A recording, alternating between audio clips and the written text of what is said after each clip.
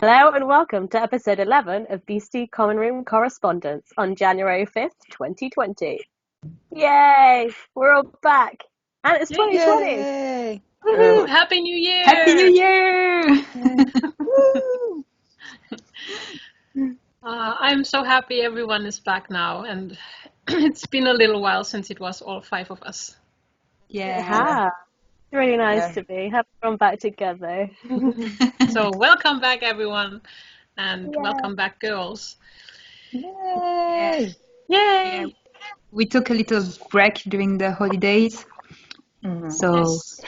that's the perfect way to start this new year, new decade.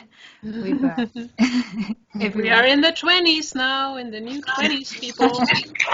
And the roaring 20s, woohoo, we're back. So here we are. Yay! Our first awkward pause. So today we are having a couple of hopefully very interesting topics for you. And with our first topic in our Just a Smidge section, we have been waiting for a little while because there's something that... I'm so sorry. No, don't worry about it. But we are excited to hear from Jennifer. And yeah, you take over now. Yes, everyone is going to hate me. So... Oh, wait, we have to glare. For a while, I've been mentioning about Wizarding World Gold because I signed up for it, and just to talk about like the different perks and stuff. Unfortunately, most of the other people on this call can't actually subscribe because it's That's why we still are only glaring. available. Yeah, that's why they're angry at me. It's still only available in the UK and the US, which for some of the perks makes sense, which I'll explain. But mostly it's kind of think it's kind of silly because they could make so much more money if they just opened it up to other places. But basically, when I signed up, it was it's $59.99 a year in the UK. Or sorry, I'm looking. I feel like I should preface this with this is my phone and this is the dock, so you're going to see me look to to the side a lot. So $74.99 in the US. That's for the year, so I thought that wasn't too bad. When I worked out, it was about £5 a month, which I feel that is for a subscription service. I feel like that's pretty reasonable. You get a few welcome gifts. One of which I have behind me is the Keys and Curios journal. The cover is designed by Mina Lima, so it is beautiful. Mine is blue because I'm a Ravenclaw. It does, like it says your name in the front. It has, because it's towards my birthday, I have like a special thing on my birthday to say happy birthday. There are these special keys. Can you see that key? Wait. There we go. Mm-hmm. Which you scan on the app and it gives extra information, which is pretty cool. And you also get a postcard, which is above my head. Wait, where is it? Oh no. Did you see it? We see a niffler. Oh no. We see a beautiful niffler. Is it a niffler? No.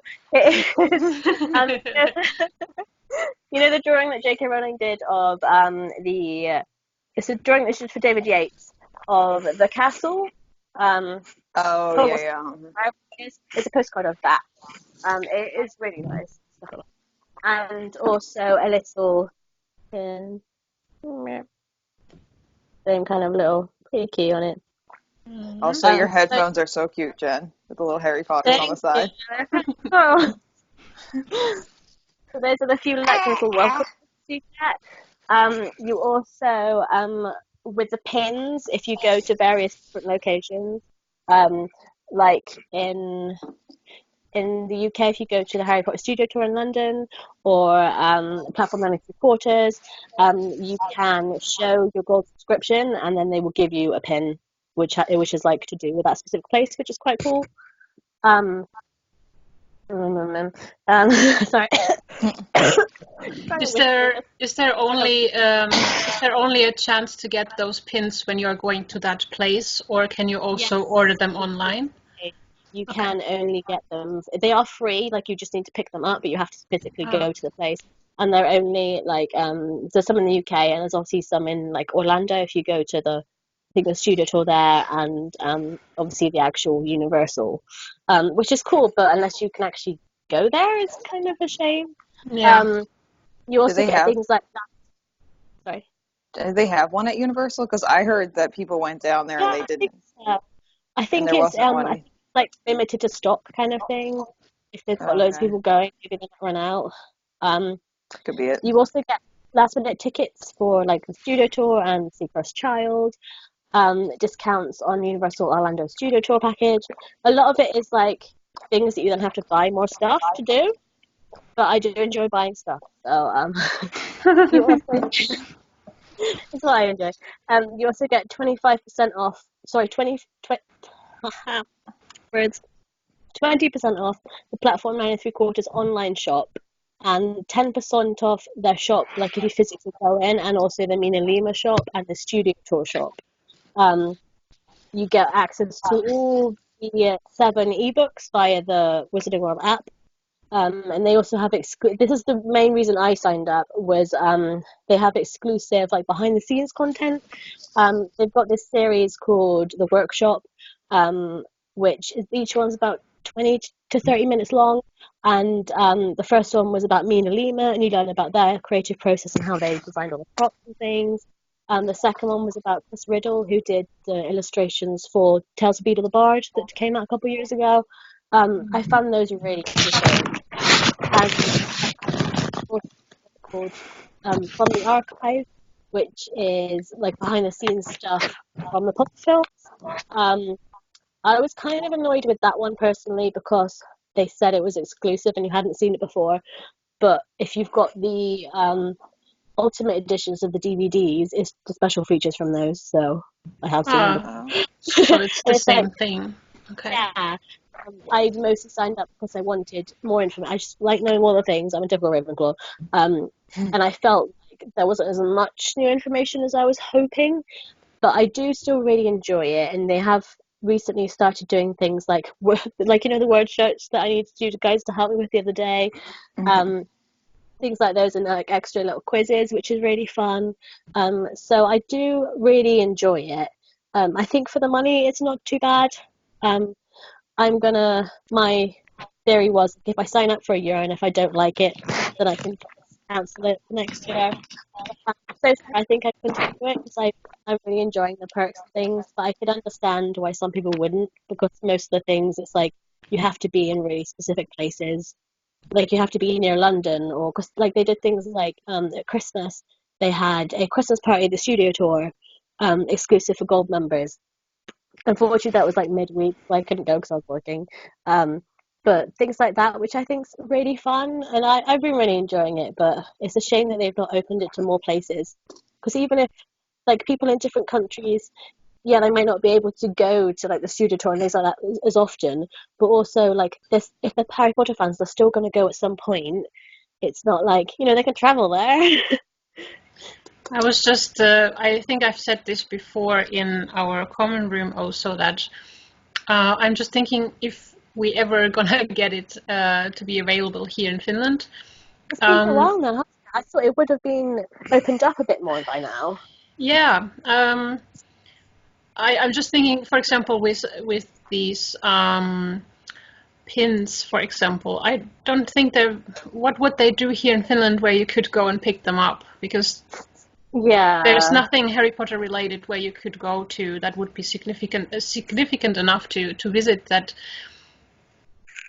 With London and with the US, it does make sense, so I have to give them that. But it's still, I feel, with all the other perks that you just listed, there is definitely stuff that we could enjoy as well. So I don't know, is this just still a big trial run to see? I mean, I have seen there's a lot of people who have signed up for it, so it can't be that they didn't expect enough people to sign up for it. Yeah. I thought they'd want much money as possible, surely. So you'd thought they would open up to more places. Mm-hmm. Hopefully they will. I have myself been in the last few years twice in London, so I have definitely been there in places where I could pick up pins, and I am planning to come to the UK to visit you and and see you girls. So there would definitely be the chance then to get these things, these extra things. I know a lot of them are like pretty central to like the UK and America, but like you say, a lot of people, they travel, they visit other places, and things like the discounts online shops, you know, they ship abroad. It's not like and some of the and like the ebooks and the like TV programs and things like that, that's all on your phone. You don't need, like, you can access that from anywhere. So surely, I just don't understand why they've not opened it up. They're called Wizarding World, for sake. Yeah, I don't know for you girls, but in France we still don't have access to the app, the Wizarding World app. No, we don't have it. We don't have it either. Oh, not at all? No, not at all. Oh, wow, I didn't know that. No, I'm really, really angry about all these things because, they are rebranding the franchise Wizarding World and they are closing it to the world. So, that makes me really angry. And just after the last movie, who was in France, and they could have a special pin in France to collect. Connected to Crimes of Grindelwald, I mean, that would be the obvious thing to have. So, No. And I'm surprised too that there's not an Ilvermorny pin because, I like the closest pin that because that's like Boston Harvard's like an hour and a half from me. But like the only pins that I know of in the U.S., if there's ones in the Wizarding World, that would be California, Orlando, and then the Cursed Child location. So you have New York and San Francisco. Is there one in Chicago? I can't remember. There might be. So that's really only 5 pins throughout the entirety of the U.S. And like compared to the UK, no offense, the US is pretty big.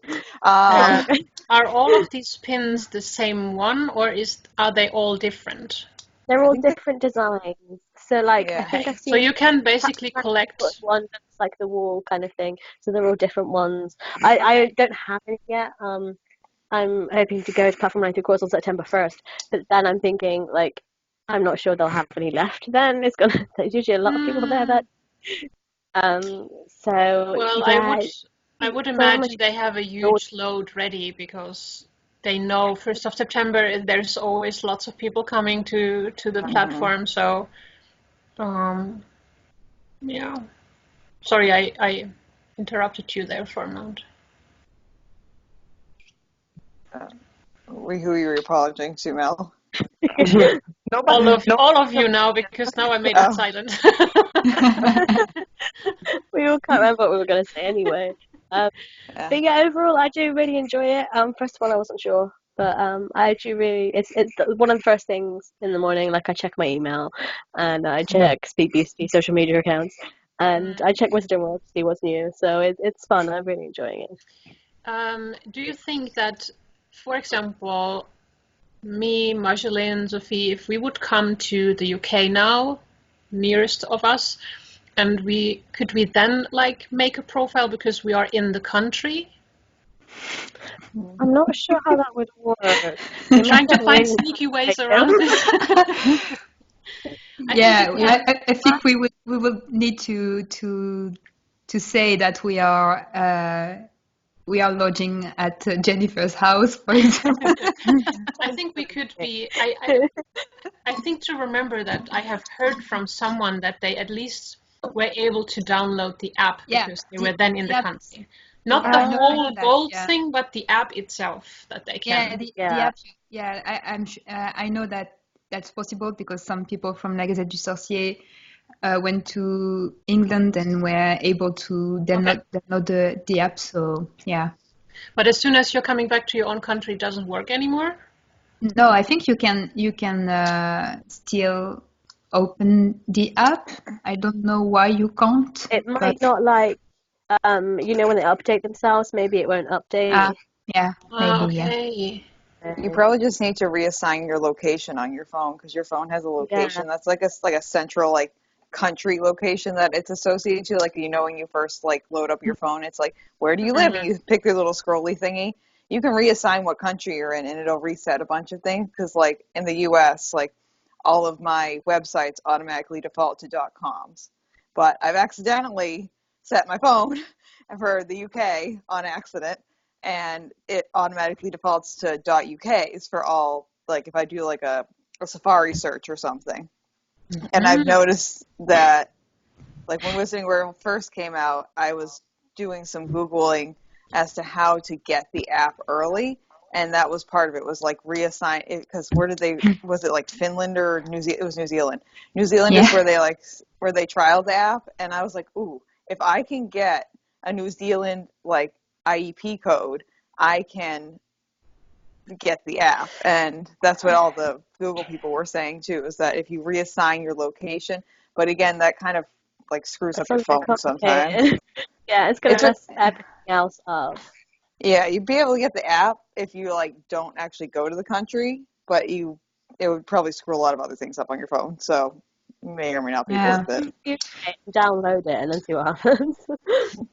And it shouldn't be that difficult to get access to an app who is supposed to be the official app for the franchise. So if we could at least get the app already. I mean, that we can do a little bit. There is absolutely no reason why I really, that's just lazy from Warner Bros. I'm sorry, but yeah. Oh yeah, that's definitely. That's lazy and disrespectful. So I'm angry at you. Join the team with Megan and go and sure. Or so they win or something. Well, we shall see if we are lucky to get it this year then at some point. So they keep, I think, saying that it's soon going to be available everywhere. I feel like they said that like months ago. In certain countries first. It seems to have been a while now. Yeah. I feel like it's almost like been forgotten a little bit. Like they had the app and everyone was like, ooh, the app. And then they had Wizarding World Gold and everyone was like, ooh, Wizarding World Gold. And now it's been like a month or so since that happened. And I know they were kind of pushing it as like a Christmas gift to give people. Yeah. And I mean, like I saw it in Barnes & Noble actually, like a little booklet that they made that you can buy that has like a code. But I feel like they've just it's kind of fallen off the wagon a little bit. Like in the public eye. That's just my opinion though. Yeah. Girls, I know that we will try to keep this episode not too long, so we should probably move on. Moving on.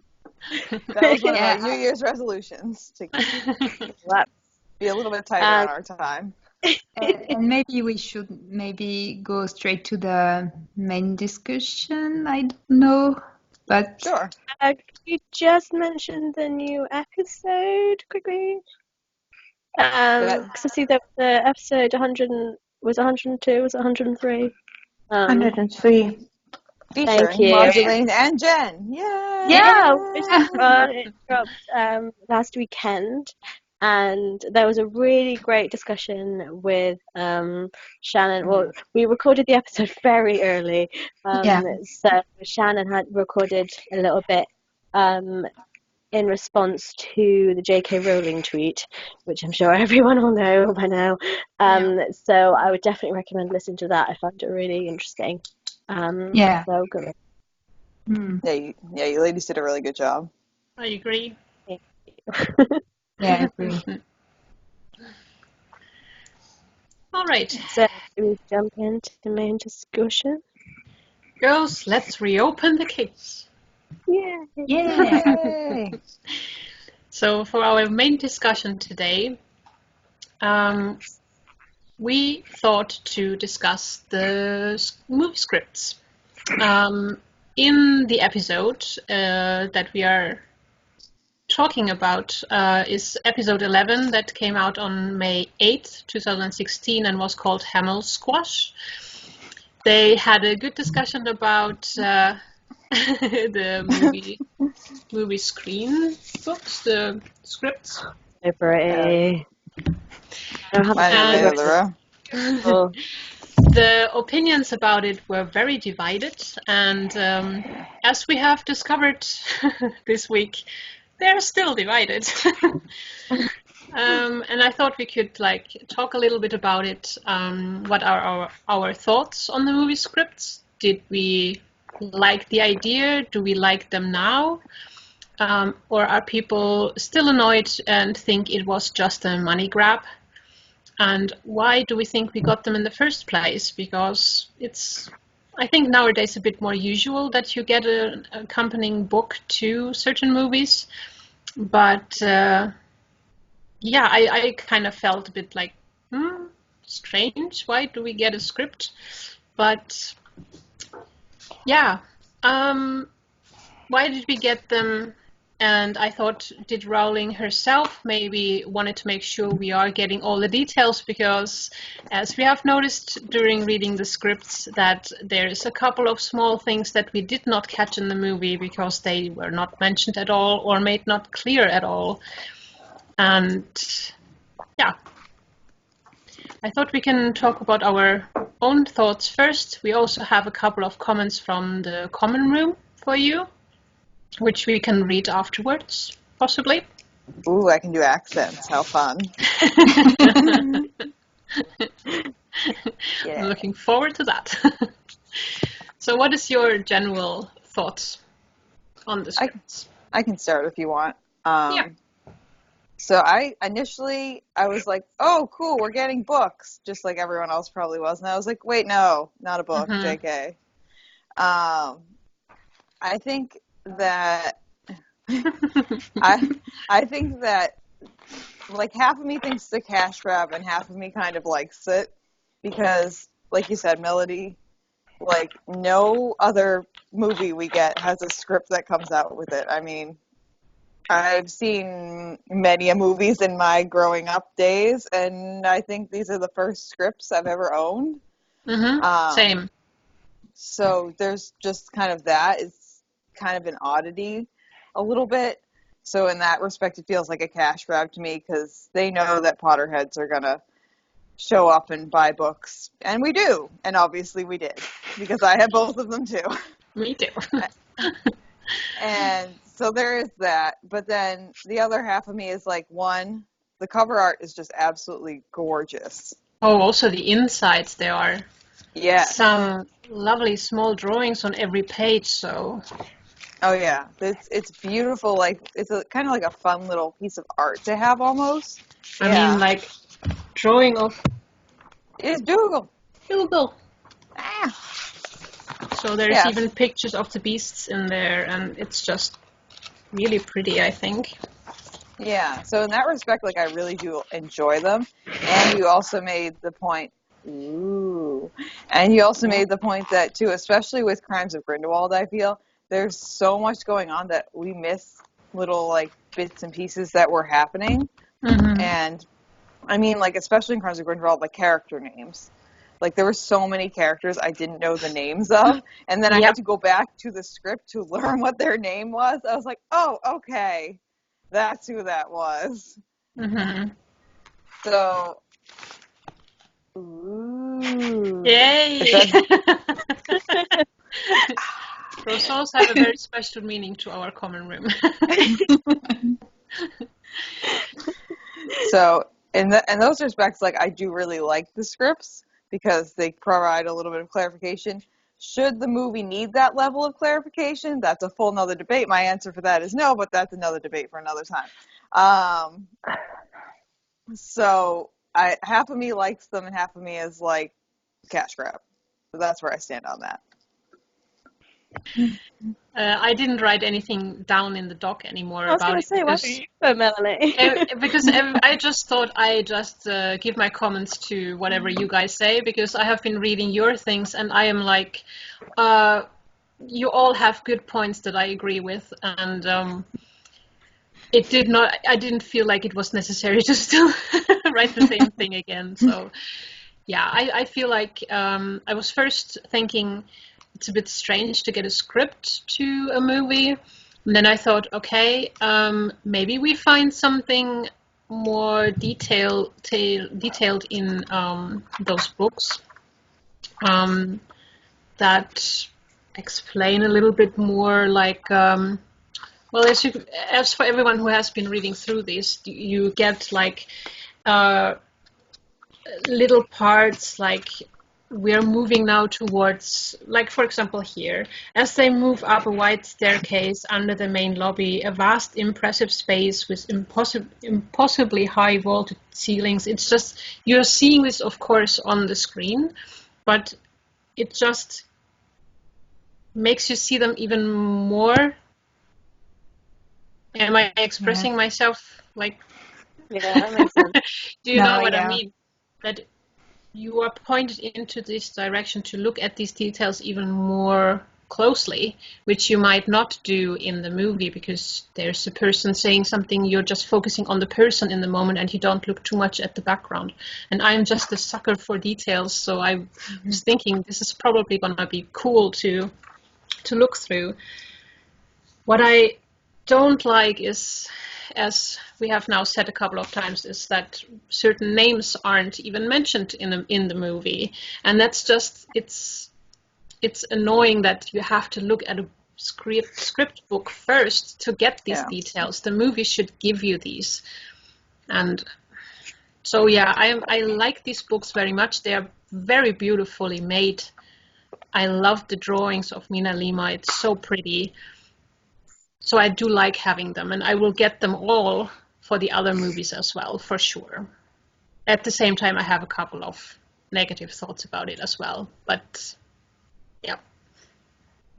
I feel like it's kind of similar to collecting like in the way they look, like the different editions of the Harry Potter books, because like you think we all have our Harry Potter books, but like how many of us have gone out and bought like the house edition or the 20th anniversary edition, or like all these other editions that came out. Like any new edition they bring out. Yeah, but like we don't need that book. We have it already. Same with the movie. We don't need. For me, with the scripts, it's different because, as we have said, there are different things in it that we didn't know. Like, for instance, that Newt stayed for 10 more days in New York. Stuff like that is really, but at the same time, I don't like that we didn't know this from the film. So it's kind of like, at the same time, I say that I also want more information from the scripts. I want like the original scripts or something. I don't want it to be a copy word by word as it is now, because it is word by word the movie again. So it's a shame it was a theatrical release and not like, they could have at least included the deleted scenes and things like that. That was why when I bought the first one, I thought it might have that information in it, which it didn't. I still love them. I use them a lot, especially for social media, to get quotes and things. I've read each one about 4 or 5 times. I do really love reading them, but it would be nice if it had like more. I don't know. It's just maybe me wanting to know everything. Me too. But having the deleted scenes in and things like, like the deleted scenes that are also included on the, in the DVDs and things, that it wouldn't hurt to put those in it. Well, because the scripts also exactly slot kind of thing. Yeah, and the scripts also didn't come out until after, like the day after the actual movie came out too. So at that, at that point too, they know what the deleted scenes are going to be as well. So I mean, they should, if they're releasing the movie and then the script, they should have some kind of idea as to like what the deleted scenes would be, and so then maybe they could put them in there, because that alone, I think, would make the books fully worth it. That plus the cover art, like 100%, I'd be sold. Not that I have them. I have them already. You have them anyway. And now that you say, and now that you say that it's out just the day after the release of the movie, and it's the final cut of the movie. So I just realized that it has to be made very quickly, this edition, because the final cut is ready pretty late, and they can still cut scene quite late in the post-production. So I never realized that, but in edition point of view, that's pretty impressive that they are ready to release these books just one day after the release of the movie, because I think they have to about the fact that we don't have deleted scene. I'm like you. I want to know every deleted scene, but at the same time, the final cut of a movie is a choice, and it's what the production choose to present to the public. So since the script is the official screenplay of the movie, it's I can see why we just have the final cut in it. But at the same time, I would love to have additional comments like we have on. I mean, I was expecting with these books to have like the commentary track on the DVD, when you have comments from the director or the writer, and maybe we have the final product, but with the final screenplay, but with notes from J.K. Rowling or the director, and who can say, oh, here we in this scene was shorter than it was planned before, because that and that reason, and we can really go deeper into the making of the movie and the choice that was made with the screenplay to cut certain things. So yeah, but I'm like you. I love this. I love the designs. I love to have a physical thing to represent the work of J.K. Rowling on the movie, and I think that's the main reason why they released this as books. It's because that's J.K. Rowling, and I realized that for the third movie, we will have J.K. Rowling and Steve Kloves on the cover. Yeah, so that's yeah. Oh yeah, you're right. I don't know how they will present it, but yeah. So if there's anything that's got J.K. Rowling name on it, people are going to buy it. So it makes sense, I guess. Yeah. They're going to keep coming out with them, but I really enjoy them. I think it would be cool if they do like a fancy box set when they've all come out. I'm sure they will. Yeah, of course. Of course they will. But at the same time, see, I have to know it's the same with the Harry Potter books. I wouldn't buy another edition of it. I just want to have those books once, and that's it. Yeah. And about You're the exception to the rule, Sophie. I know where to put my money. Although, if they change it, if they say, we're going to show you the original script, the first draft, or with the footnotes or something, then I would buy it again. If there was something different in it. Again. Yeah.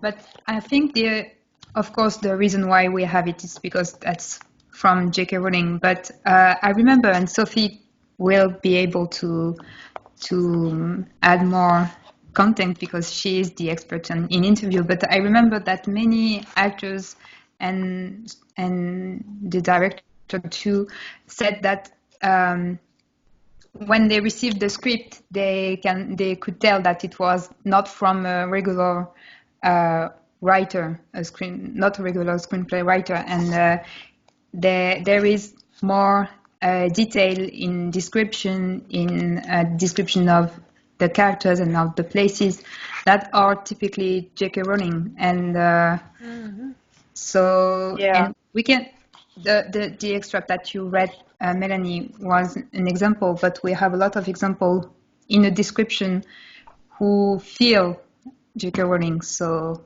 that's why we have the text, I think. Yeah. Yeah, it's like Eddie said, everything is detailed and very beautifully written, and then there was the rampant mating dance, and it just said, and now he's doing a dance, and nothing else was written on it. Mm-hmm. Yeah. Yeah. And I think it's also a nice, quick way to check something.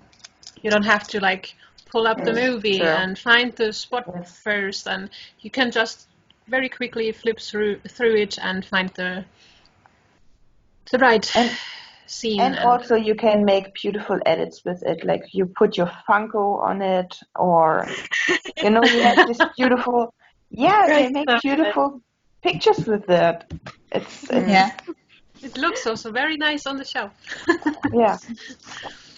Yeah. And I must say that the design from Minalima are pretty inspiring. I think one day I will have a tattoo from one of the design because they are so pretty. They are really pretty. Yeah, we have been writing in the doc. I don't know, was it sometime later maybe, but I think, because I was Jennifer said something. I was thinking about having a tattoo of the niffler from it. And I was thinking to get this one actually. That is beautiful. Because I think that is so pretty, and I feel like I have Harry Potter tattoos, but I have nothing Fantastic Beasts related. And I'm spending so much time with all of you. It's such a big part that when you come we should when we will meet when we will manage to be all together in London, we will need to have a matching tattoo. We can all get tattoos. Yeah. We can all go together and get them made. Yeah, and I'm looking at you while you get your tattoos, and I'll be like, I'm not getting ink in my body, so no.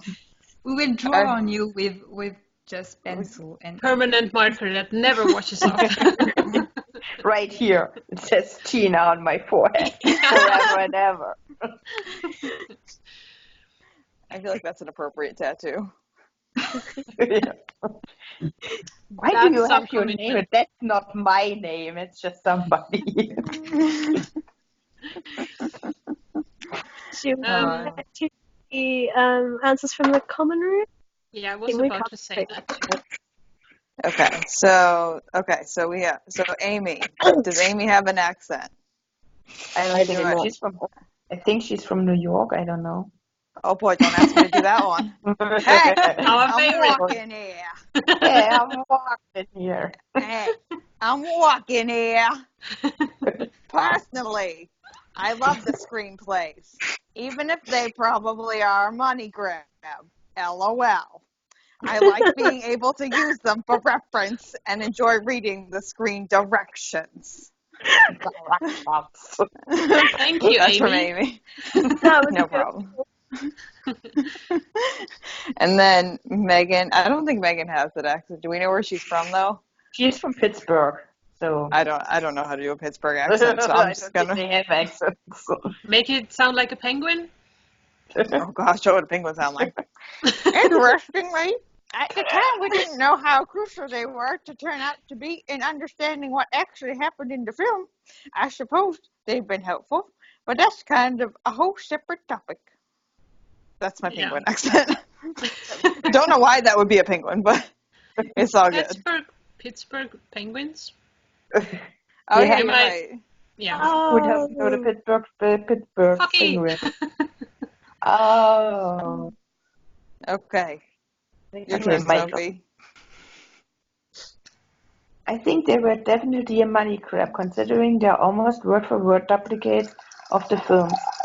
They're not even the original draft, nor do they have... What the fuck is that?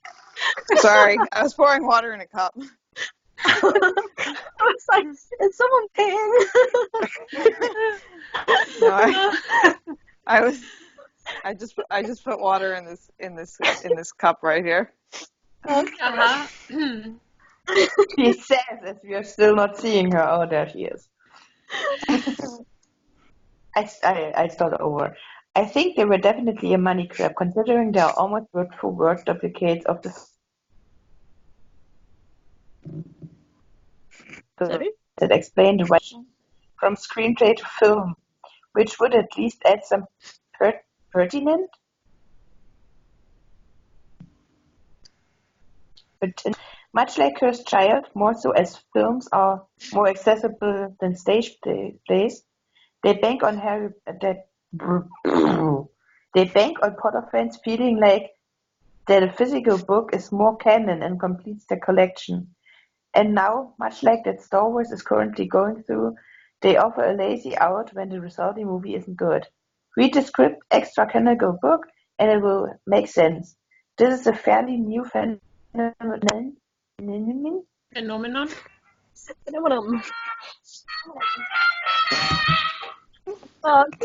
There was my alarm. It's 7 o'clock! Oh my god, that's cursed. This is a fairly new phenomenon. I can say a word. Phenomenon. Phenomenon. That I will never endorse as it reflects a badly made film. Your audience shouldn't have to read the film script to have a basic grasp on what's even going on. If you read the script and your response is, "Oh, now I get it," that's not a good thing, especially when all the script is doing is clarifying things through its small bits of description that should have found their way into the film. I mean, absolutely agree with that.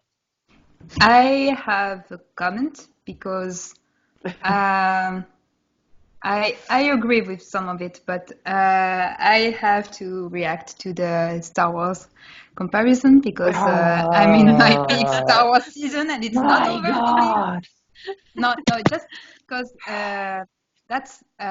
they are in a quite different situation with Star Wars because they don't release the script, but they release a novelization of the movie, and I didn't read them, but I know that in the novelization there are some details that are not in the movies, and that's not what we got with the script.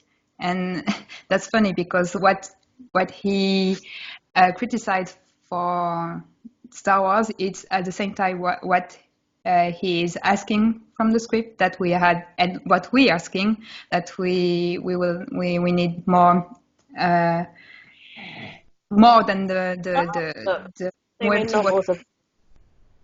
And but at the same time, I understand. I totally agree with the fact that we should, and what you said too, that we should not need the script to understand the story.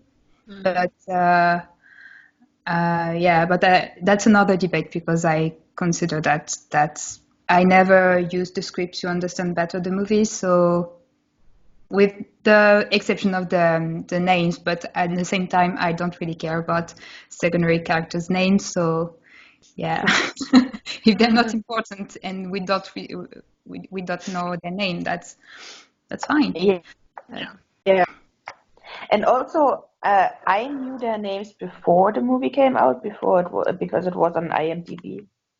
Yeah, I mean, we are a bit of an exception because we all really want the details, and we were watching out for every single person that was announced to be a character and what their name is, and all the info about the actor himself, almost. Boy in House. And do you remember that? Boy in House. So that's of course, but for a casual viewer, it's different. So I think that they should be able to understand the whole thing. And if you can't do that through watching just the movie, then that is definitely not good. But I will love Warner Bros. To do the same than Disney with Star Wars, because I would love to have a novelization of the movies.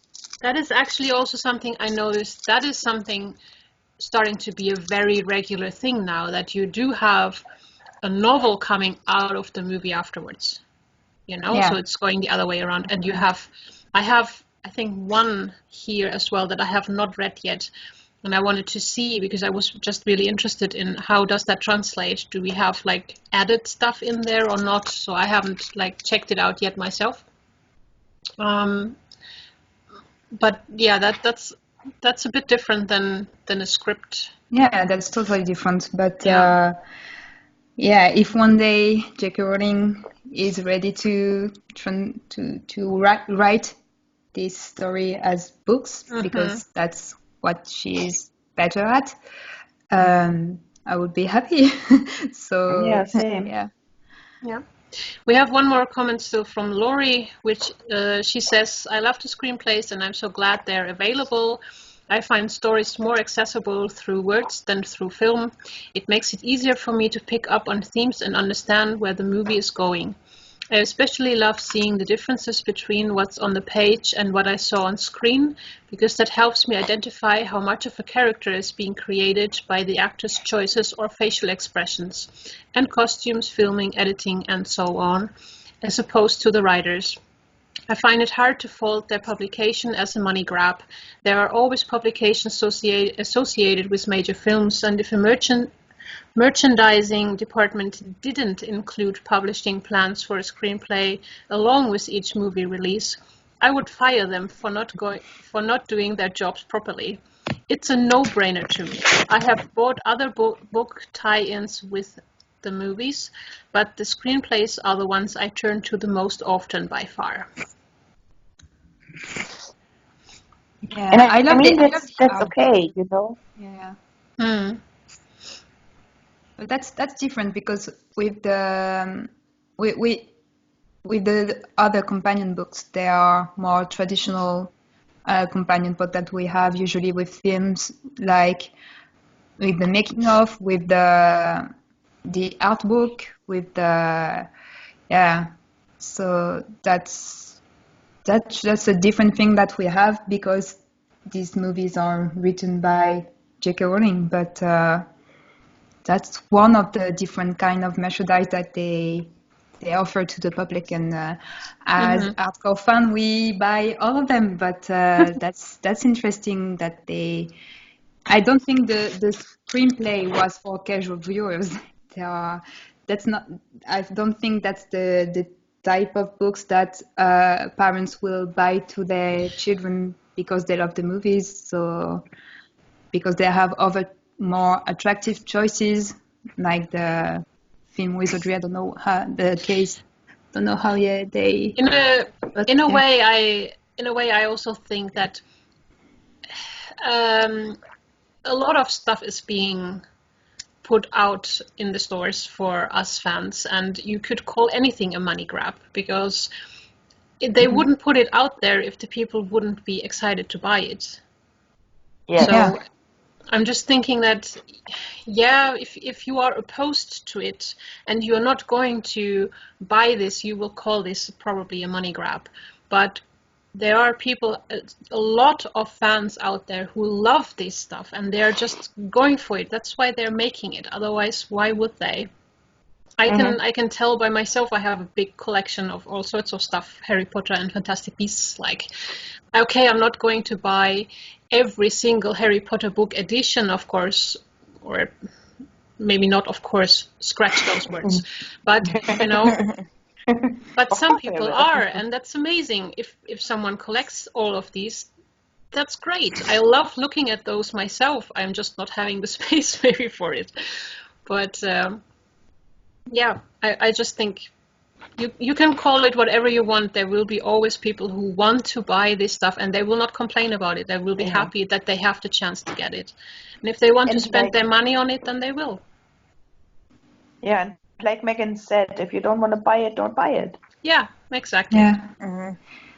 And I was about to also say that I wasn't agree with the fact that physical books are more canon, like Michael said, but at the same time I just realized that there is this very detail in Crimes of Grindelwald, where when we had the screenplay, we realized that J.K. Rowling never wrote that they were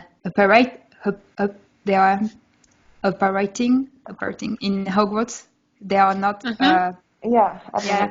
They just work in the bridge, and they didn't operate on the bridge, and that was a huge controversy in the fandom. Like, oh, that's not accurate to the canon, and because and when we had the it screenplay, but J.K. Rowling was right, and it was Yates who didn't respect. That's I don't know what is my point, because I find this kind of controversy a bit pointless, but at the same time I understand why some fans are more attached to this kind of detail, and why having the word of Rowling in a book is more important for them. But that's interesting to see that. But I mean, the biggest thing that we got from the COG screenplay was that the boat sank in 1901, and that's something that, I mean, for me, yes, the screenplay is more canon than the movie because we got this information. Yeah, but at the same time, I don't know if we can say that the screenplay is more canon than the final cut of the movie, because there was an editing process, and I don't think we can say that a movie is canon or not canon compared to a book, because that's not at all the same creative process, and when we have different stage of production, and the screenplay is from the pre-production, so but at the same time, that's not pre-production, that's the pre-production with the post-production editing, so that's it's so weird, because at the same time, yes, you have the movie that David Yates made, but then you have the script that she wrote, so you kind of have, it's like with the Harry Potter books that Harry Potter books, of course, are proper books, and these are only scripts now. But I always separated them, the Harry Potter books from the movies, because that was two different worlds. Yeah, but she didn't write the screenplays for the Harry Potter books. That's what I'm going at. I was about to say now that the scripts, I think, are a nice complementation to the movies. So I'm not seeing them different, but they complement the movie. I think we can get a couple of extra details from them, which is great. I'm glad we have that, because we have had so many questions, especially after the second movie, and we could get at least a couple of small answers from the script. Again, we are like rotating into the same thing, I think. It's difficult to explain, because at the same time you want this new information, but you, like Micah said, you shouldn't be reliant on a book that is a companion book. Yeah, but at the same time, it's hard to say when you have this material if you really need them or not, because without them, there are plenty of casual viewers who have an understanding of the movie, and their understanding of the movie without all the additional material is valid, is not less valid than us having all this extra information that we crave for, because we want every detail, and we want to understand every single detail and every incoherences and everything but the people who watch the movie 1, 2, maybe 3 times, and they enjoy it, and they understand a certain story, they understand what they see, and maybe they see something who seem weird, but that's not important for them, because they understand the general story. That's enough for them. And there's also two things. That one is that often people forget that there are still 3 more movies to come. Of course, we don't understand everything right now, because the answers will come later. Because that's how she does her storytelling. We will get them later. And then we will think, we all made such a fuss about this. And look, here is the answer. We did get the answer. And a bit of mystery has to be there. Otherwise, where's the interesting part? If we have all the answers by the end of the movie, of course, there are some points maybe that are a little bit problematic. Of course, I'm not saying it's perfect. Not at all. But what was my other point? I've forgotten. But I think it's safe to say that, there is still a lot of like pro and contra against these books. And I think we should maybe go. I was saying we probably should cut this now and move on. So it's been already I knew this is gonna be a long episode. Alright, I have to go do my ironing. Well, I have nothing to wear tomorrow for work. So I will leave you. I did want to just quickly say that we are recruiting social media interns currently for SpeakBeasty. All the information will be on our social media channels shortly. So if you want to join, definitely, it's only a couple hours a week and it's very fun. So yes, so if you would like to, definitely drop us an email. But yeah, I'll see you guys next time. Yeah. It was so nice that you were back. I'm so happy to talk to you guys again. Enjoy the rest of the discussion, especially the predictions. I hope you all brought snacks. Okay, Jennifer. Have a beautiful day tomorrow. Thank you. Bye-bye. Bye. Would you guys like to hear the joke first, just in case I accidentally leave? Yes. Okay. Yeah, that's a cool transition. I think that might be the best place for the joke, to have it as a transition. Yeah, true. Moving forward. So, how does Voldemort keep his breath fresh? I have been thinking about this all day, and I couldn't come up with anything clever. Dementos. Like Mentos, like little candy. Oh, Mentos. Marjolaine's like just getting it. She's laughing. It's so bad. Mentos refreshment. Yes. And something Dementos. staying cool alive. So that is my dumb joke of the week. Fabulous. And that I shared that the Crumbledore drawing that I made with you guys. That's going to be our Accio-Politics thank you card for next quarter. I was inspired. That's so nice. Crumbledore.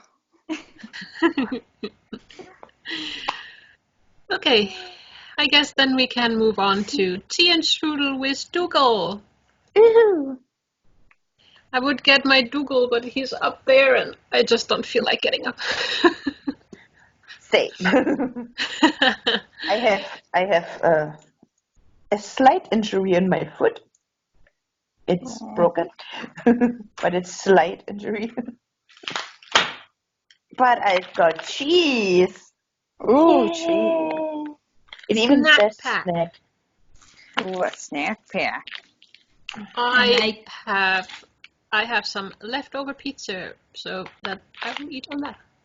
Ooh. And I have my fancy chocolate that I got for Christmas. Nice.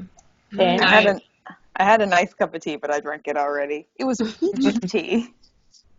Ooh, Also, nice. I don't see you, by the way, Juliana. Oh, you can't see me? I can see myself. Can you see? That's Can you see nice. Darwin? This is Darwin. Hello. I can see you. Hey, shush, hi. Hey, shush, hi. I named him because the lady who made it is based out of the UK, and I was like, what are D names that's our English like heritage? And she gave me a list. I was like, Darwin, it is. He's cute. He guards my Harry Potter collection in my room. Yours is so cute, Marjolaine. Did someone made yours, didn't they? Or did you make it? Who made that? Oh, is that the Noble Collection one? No, yeah, that's the. Oh, I thought that. I thought that one was handmade. It's so cute. Still festive. The little hat. Little Christmas Dougal. Oh, Sophie's got Pickett. He's so cute. Aww. So, all right, girls. All the beasts. Let's start. Yeah. Who wants to take Jennifer's point first? I'll do it. I'm eating. I can't. I also have pizza in my mouth. So she put a note and she said, not sure if it counts, but Aaron mentioned that as Craig knows Jo so well, he is part of her brain. And Fantastic Beasts will feel like Potter, which it definitely did. And so that was, because on the episode they mentioned Stuart Craig, and I think they were talking about the design for Makusa, I think. Mm-hmm. And and that made me remember that I think Sophie will have a lot of interview to quote again, but they all, I remember from the interview with the actors Bronte Jodorowsky and William Nadilam, that they said that immediately when, as new actors, they are on stage and they are on set and they feel that all the crew around Stuart Craig is from the old Potter movies, and they feel like a family because they all know each other so well, and so that's important for the look of the movies, because we feel that it is the same world, but at the same time it's important for the atmosphere of the set, because everyone know each other so well that they are like a family. So. Yeah. Definitely said that in the interviews, yes. Then we have Shannon. There better be a Frooper in the movies. We bring them up so much. Aaron says, I think if there is a Frooper in the movie, it will be because of his podcast. And we got a Frooper. We got a Frooper, and we can't prove it's because of the movie, because of the podcast, but yeah, it is definitely there. But it is definitely because of the podcast. We all know it. And they even did a Funko Pop of the Frooper, so even if we see it for, I don't know, 2 seconds, we have the Funko Pop. So yeah, I have it in my glass case, and I have this slightly felted edition. Oh, the flocked one? Yeah, so it's like really soft to touch, actually. It's so cute. Oh. Little nugget. So I don't know if we can do our own prediction in this section, but Go for it. I think the Frooper will have a decisive role in the next movie, because that's an important beast, and it will because I think that's the Frooper who has a scream that makes the people crazy, something like that. So that can be used in the movie. I think it would be funny. I want to voice that. I want to be the dubbing person. Sorry. I'm probably gonna have to step out before I'm at like 2% battery. Oh, so. That goes quick. Yeah, I think it's because I have like the dock up, and I also have this running, and it's going off of like cellular data, so it's like I must pull all the energy from this battery, and I'm like, okay, fine, but I'll talk to you ladies later. Okay. Bye. Bye. Bye. And there we are, only 3. I feel like every 10 minutes now someone is popping out. Sophie, do you want to take the next one? Do I want it? No, why? No, I do have. Oh, okay. Shannon said, feels like Fantastic Beasts is going to be a better film than the Harry Potter movies were, because it's a story written for film, not adapted from an existing book. There wouldn't be any worries about cutting things out, etc. To which I said, the first film was better, in my opinion, but the second film was written as a book and it translated poorly on screen. Okay, to what Aaron adds to what Shannon said. Are you with me? Yes. Yeah. You follow me? Yeah. So Aaron adds to what Shannon said. Perspectives don't change either. In the Harry Potter books, we see the stories from Harry's view. It was awkward to have the transition in the film, not being in Harry's mind any longer. Yeah. And then That's it's a great orange. So Yeah.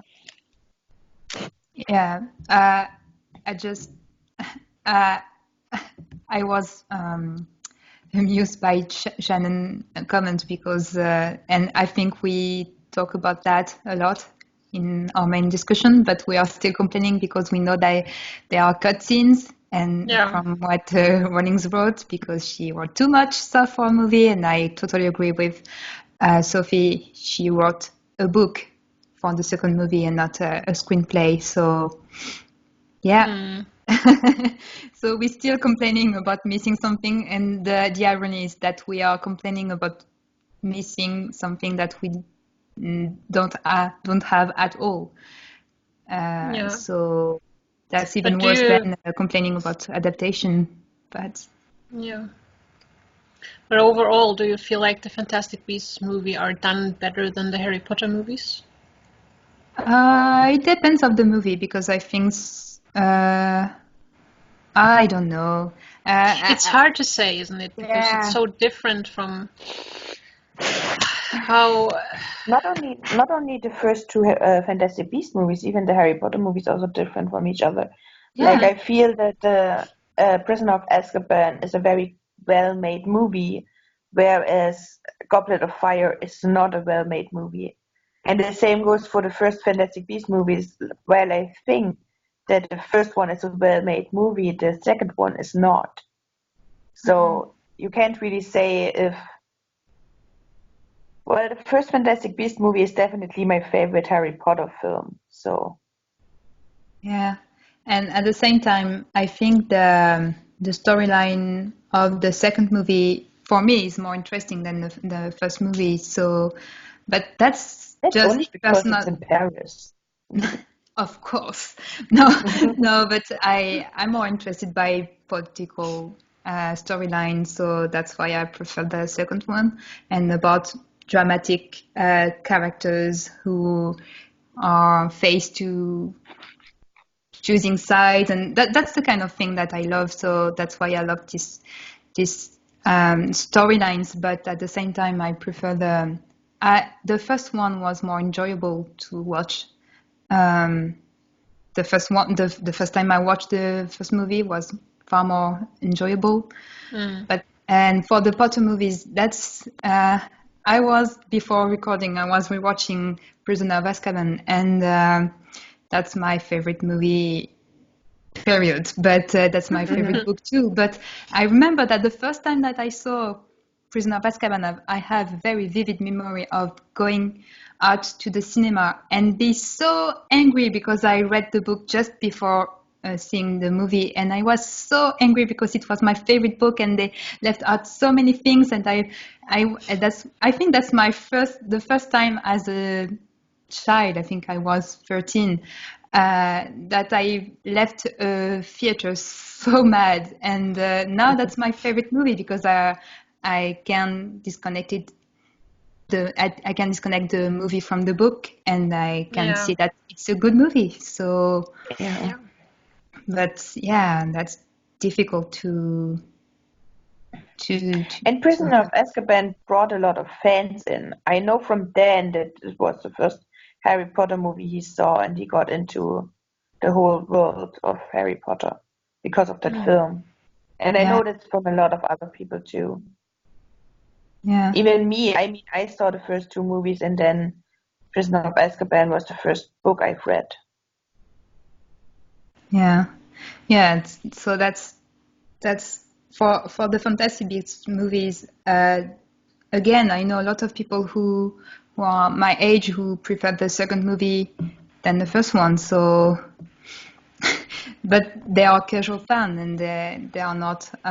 But yeah, again, last week I spoke with my best friend from childhood, and she just saw Crimes of Grindelwald for the second time a few days ago, and she said that she didn't remember at all the first time that she she saw it, but the second time she said that, yeah, I love this movie, and now I'm excited for the following movies. I wasn't excited after the first one, but now I'm excited to see what would be next. So, and that's such a different point of view that we are used to in the very engaged fandom. So, yeah. Okay. Oh, we lost Sophie. It's been another almost 10 minutes. Oh, I'm sure she pops back in. Yeah. Okay, maybe we can move on to the next one. Yeah. Should I read it? Do you want to read it? No, go ahead. I think I have a comment. Okay. Oh yeah, you do. Okay, Shannon says that ocean liners at the time had upper-class cabins for businessmen, entertainers, and tourists, and lower-class cabins for immigrants. Which one would Newt be in? He's technically a businessman, but he seems kinda poor. Elena said, the vibe I'm getting from him is that he would be broke. That especially comes from the dropout aspect. He wasn't dressed fancy for his time period. The fact that he dropped out, I wonder how that plays into the social status at the time. And then we have a bit of a mix of hosts' comments, continually talking about if he is already employed by the ministry, which yes, he was, and if he is being paid, yes, but poorly, as we know. Yeah. So, yeah, that comments make me realize, and so yeah, that's maybe a strange parallel because I don't see Newt as a businessman at this point in his life. He's a magizoologist who is working on his first book, and so the parallel that I see with real life is that he seems to be in the same situation that we are as young scientists and academics in France right now. And I'm talking about depending of which science, but I can talk for social science because I'm an anthropologist, and I know biology and ethology who work on animal are in the same situation. And so, yeah, that's a precarious life, poorly paid by government funds, and we have to pay local travels to do our fieldwork research and our speaks in scientist meetings. So, yeah, thankfully we don't have to, if we have to cross the Atlantic, we don't have to take a boat anymore. But, yeah, I think that's the same kind of situation. He's at the start of his career and he didn't have the royalties from his book yet. So yeah, the industry is not very generous with young magizoologists. So, yeah. Jennifer here also said that he is super rich now. I'm not gonna say what she said afterwards. And she guesses we'll never know where he is on that boat because we only saw him on the deck. Yeah. But we do know that he mentions in his own book that he got very low payment at the ministry, so he probably didn't have that much money to be spending on a on a cabin that costs a bit more, unless I think we mentioned that some in the next point. Yeah, Elena said that we concluded that there was snow on the ground, so it was winter time, December. It makes sense that he is on the trip during his holiday. He's not on a work trip for the ministry. We know that by now, and Elena is almost correct. Being sent by Dumbledore isn't really a vacation, I would say. And oh, it was you who said that, actually. Yeah. No. The next point here. That But when you said that, I realized that the official reason was that Newt was looking for don't remember what. Oh. That's not a pygmy puff or something like that. But no, Appaloosa. Yeah. Appaloosa Puffskein, I think. The pygmy puffs are just a small version that Fred and George created, so he was looking for the big ones. Yes, I think it was those. But so I think officially he was on vacation, so that would seem suspicious that he would pay a lot for his travel. But because I realized that, of course, that's Dumbledore who sent him. But Dumbledore has money, I guess, so he could have paid a first class ticket for Newt. Yeah, I would assume that he maybe. I don't know. Would he be that arrogant to say, "Hey, you're gonna go and travel to America now? Pay that ticket yourself." Like, if you're sending him on a mission. Yeah, I don't remember if Dumbledore openly said to Newt, "Go to New York," or if he managed to make Newt go to he did.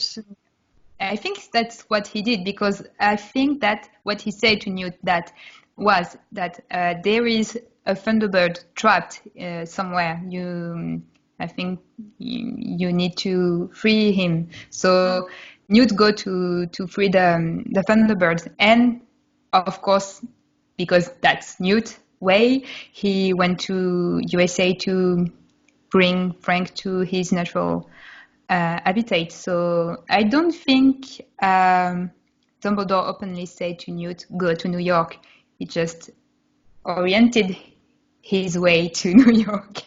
He also has this moment in Crimes of Grindelwald where he's like in his way pushing him to go to France and stay with Flamel. Yeah. So he has his like, okay, then you don't, and he's like, but wait a moment, So he has his. Don't go. I see you. You don't want to go. You don't have to go. But if just in case. Just in case. Yeah. So, I don't think that Dumbledore paid ticket for Newt, but it would be suspicious if Newt had a first-class ticket to go to New York, knowing that he was not very well paid by the ministry. So. Yeah. And more about the vacation, Shannon adds, talking about that Newt is supposed to stay only a few hours in New York. She wonders if he just stays a couple of days instead and then gets fired, prolonging his vacation time. She continues to speculate, and I quote her here, he's fired and it's all dramatic, and he's like, what am I going to do with my life now? And then the book gets wildly famous, and the end of the third movie is the boss being like, oh, if you want to come back, and he's like, nope, I have friends now. So I love that, because of course Dougal can't accept that as a totally valid prediction, but at the same time some of it just are quite on point. So he was not fired, but the ministry refused to give him international travel permit, so he gets in trouble because of what happened in and they indeed tried to recruit him again, but for different reason. It was another department who tried to recruit him. So Yeah. Jennifer adds here, it wasn't really days. I think it was only like 24 hours. But the whole story that we see, I think, is just in 24 hours, roughly. But he still had to stay afterwards a little bit, I think. So he has been a couple of days in New York. So I think they were like sorting things out first still. I mean, so yeah. Okay, then we have one last point on our list and then we are finishing for today. And I think Sophie is not coming back anymore. No, I don't see any comment from her. Then her internet probably crashed completely. Yeah. Okay, do you want to read the last one? Okay, so the last one is from Megan, and she said, do you think this was their first glimpse of American beasts, since such travel wasn't possible before and only started to become popular in the 20s, meaning him bringing the information back to England, the pioneer of beast research? So I think that comment came from the time turner where they are talking about transatlantic boats, but who start in this period. But nope, that's just that nobody cares about beasts before Newt, because we know from the history of America that actually wizards went much easier to America before Muggles, so that was not such a problem to go to America during the earlier period. So that's not that. Indeed, Newt is a pioneer, but that's just because nobody cares before him. Yeah. True. Yeah. All right. I think that is it. We have lost a lot of members. Yeah. In the last 30 minutes. I think maybe the internet is trying to tell us, okay, it's enough for today. Yeah, you said that it was supposed to be just 1 hour. So Yes. All right. So this was it for today. We already had our joke, and all we have left is now the contact, and I will keep that short as well. If you wish to get in contact with us, you will find all the information you need in the info down below, and we are looking forward to hearing from you. And just to add it once more for Jennifer, we are currently recruiting social media interns. All the information will be available shortly on our social media channels, or you can email speakbeasty@gmail.com. Sophie is back. Sophie! Yeah, I'm back to say bye. Your perfect timing to say goodbye. Yay, whoopee. I'm sorry. This was so fun today, and it was nice that we had all together, even if it wasn't the whole way through, but good enough. Yeah. So, Sophie. Well, I've been Sophie. I'm still Melanie. And I'm always Marjolaine. And I don't have my wand. Where's your wand? I have something that looks like a wand. Okay, I have a bad beak too. Yeah. Magical enough. Yeah. Okay. Case closed. Goodbye, everyone. Bye.